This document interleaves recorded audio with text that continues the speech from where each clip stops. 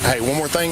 There's a camera. If you can turn and see that green light, don't move. Oh, you're being placed under arrest for DUI, okay? Really? Yes, sir. Oh, my goodness. And I said, did the breath test show anything? So the breathalyzer was 0, okay? And I believe it, but it's the other evaluations and things that I did. It should be unnerving, alarming, and infuriating for every American to realize that Click and Clack holds your freedom in their hands, and they'll throw you into a cage if they want to. Whether they view you as drunk or not, you're going in the cage because they've got numbers to pad, they've got plaques to put on the wall, they've got accolades to receive, and they've got promotions to step into. Welcome to another episode of You Thought You Were Free Here in America, but you're really not. Smile for the camera because we're taking you to jail for blowing triple zeros. Today, we're in the politically red state of Georgia where, just like in every other state, you can lose 100% of your freedoms because the cops say you're driving under the influence. Channel 2 Action News Investigates is looking into major questions about the accuracy of sobriety tests being used across our state. And Channel 2 Action News Investigates is looking into major questions about the accuracy of sobriety tests being used across our state. And we talked to one Georgia senior who was stone cold sober but arrested for DUI. Channel 2 consumer investigator Justin Gray has been looking into those tests and how officers are being trained to use them.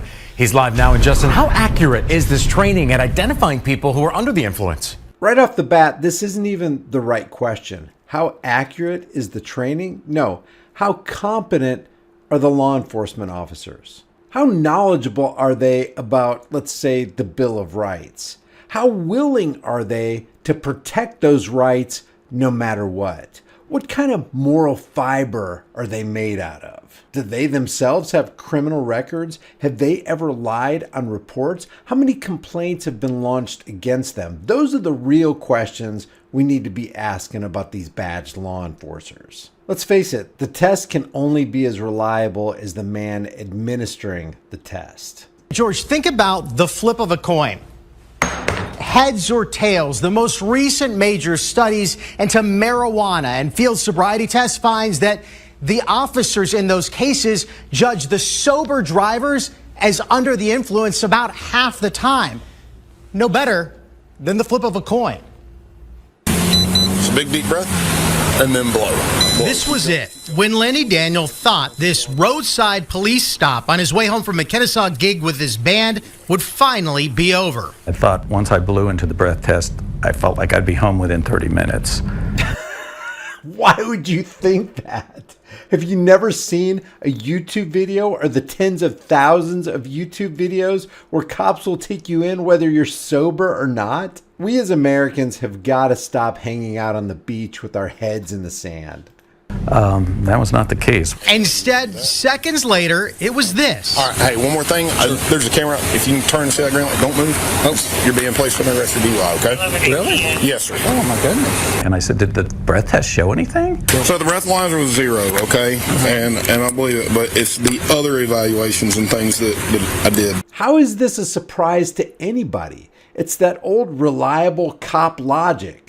Well, the machine says you're not driving under the influence, but I say there must be something going on under the hood because we all know you're guilty until you can prove your innocence. Listen to this clown again. Breathalyzer was 0, okay? And I believe it, but it's the other evaluations and things that I did. Those other evaluations. The breathalyzer says it was 0, and I believe it, but there's something else going on. This is why you never take a standard field sobriety test. They're designed to make you fail. They're designed to have corrupt cops like this put their foot in the door and go, well, no, based on my professional experience and opinion, there's something going on with this guy. We got to wreck his life and throw him into a rape cage. Because you know they're going to check that off as a victory. You know he's going to get an attaboy when he goes back to the police station. You know there's some kind of quota he had to fulfill so he could please his masters. So the breathalyzer was 0, okay? And I believe it, but it's the other evaluations and things that I did. Those other evaluations are something called Advanced Roadside Impairment Driver Enforcement, ARIDE. a 16-hour course teaching police officers how to perform field sobriety tests. How about we slide this meaning into the acronym? Always record ignorant, disgusting enforcers. A 16-hour course teaching police officers how to perform field sobriety tests. I believe that you're under the influence of some kind of drug. Lenny Daniel was charged by Kennesaw police with DUI. The 65-year-old widower spent the night in the Cobb County Jail. I've driven for Meals on Wheels for 28 years as a volunteer. And I thought, are they going to still let me drive? It wasn't until 6 months later that an official blood test finally proved what he'd been trying to say all along. So now your life is on ice for 6 months because a cop believed you were driving under the influence after you blew 000s on their breathalyzer. Where's the justice? Where's the protection and service? Where's the constitutional directive? Where's the oath keeping? Where's the care for the community? Where's just being a basic good human being? There were no drugs in his system. I did well, I thought, on this. Say all along, there were no drugs in his system. I did well, I thought, on the sobriety test.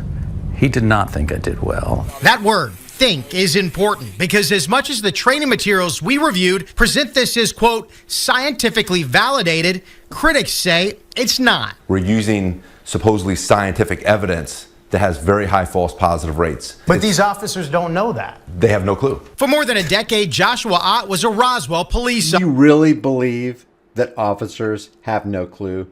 So here's a retired officer covertly covering for other current officers. Joshua Ott was a Roswell police officer. He was also an instructor for both A-RIDE and the even more advanced Drug Recognition Experts program. Ott now believes there is no evidence that the roadside tests he taught are accurate for drugs. Officers want to do the right thing. So why did Ott change his mind? What the hell did he just say?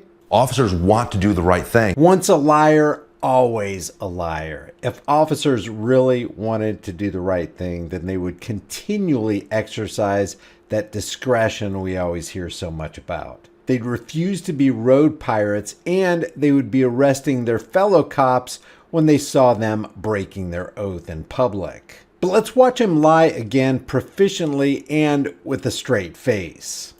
Officers want to do the right thing. So why did Ott change his mind? Scientific studies, including this 2023 Journal of the American Medical Association look at field sobriety tests and marijuana. Basically, the officers could have administered all these tests or flipped a quarter. In the journal study, officers classified 49% of the placebo group, the sober group, impaired. You're seeing a level of false positives that if we were grading in a classroom, you would not pass.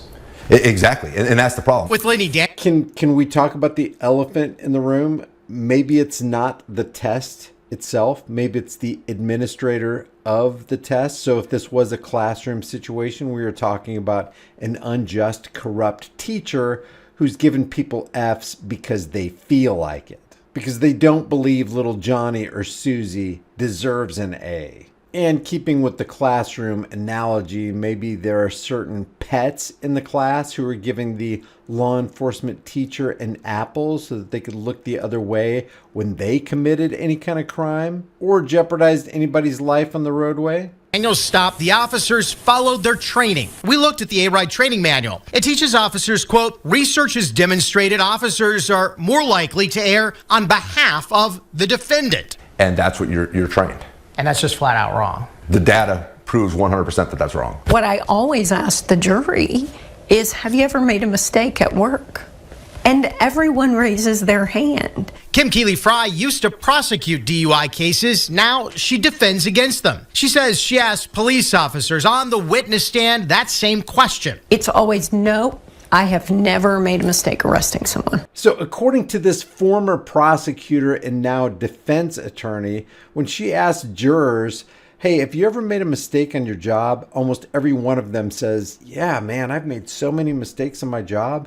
But when she asked the cops the same question, they lie. I've never made a mistake on my job. I mean, it's not a mistake when I intentionally lie. I guess they are kind of telling the truth. No, I'm not making a mistake. I truly am that criminal-minded. I have no intention on meting out any kind of justice or fairness on my job. So no, I'm not making mistakes. I'm intentionally doing pit maneuvers on pregnant women. I'm intentionally tasing or shooting a dog. I'm intentionally breaking down the front door of a person who didn't harm or threaten anybody. So no, I'm not making any mistakes. Maybe in that case, the cops are telling the truth. No, I have never made a mistake arresting someone. Kennesaw police would not talk to us on camera, sending us instead the results of an internal investigation into Daniel's case where, quote, no policy violations were found. The investigation concluded that probable cause existed for the arrest. Gosh, I thought I'd never hear a department say, yeah, we thoroughly investigated ourselves, and upon conclusion, we found our officers are like angels who've descended from heaven to bless us all. It becomes a, well, are you going to believe the officer, or are you going to believe this person who's charged with a crime? I feel like it's sort of you're set up to fail that if they want you to fail it. You feel like it? Dude, you look like a really, really nice guy. Get your head out of your arse. It's more than a feeling. From the purview of justice, you are definitely set up by police departments to fail. That's how they please their masters. That's how they fill the coffers of the state. And that's how they make you powerless while they become more powerful. It was 6 months after his arrest that Lenny Daniel's DUI charge was finally dropped, but he still had to pay a fine for a traffic violation. Now, we asked the GBI for data on drug test results. And 2025 of the 6,600 toxicology tests run in Georgia, about half, 3,600, came back positive for marijuana. That does not include other positive tests for other drugs like cocaine or opioids. It almost makes me feel like I wonder how much each of these toxicology tests costs. And if you follow that money trail, I wonder if there's a link between the toxicologist and the police department, just like we've seen a link between tow truck drivers and tow yards and cops. There might be a symbiotic relationship there that needs to be uncovered. But pot is, according to the GBI, overwhelmingly the second highest DUI cause after alcohol. So that gives us kind of a picture of what's happening. Yeah, well, what's really happening is that Americans don't need to concern themselves with international terrorism. We're already being sufficiently terrorized by the domestic terrorists. Leave your thoughts about this for the world and the global thought police in the comment section below. If you want to support this channel, you can do it for free. Just like this video, share this video, subscribe to the channel, hit the bell notification icon, grab a shirt, become a channel member. But remember, the government is that armed, psychopathic, parasitic, violent, thieving gang that you were afraid would take over in the absence of government. I'll see you in the next video.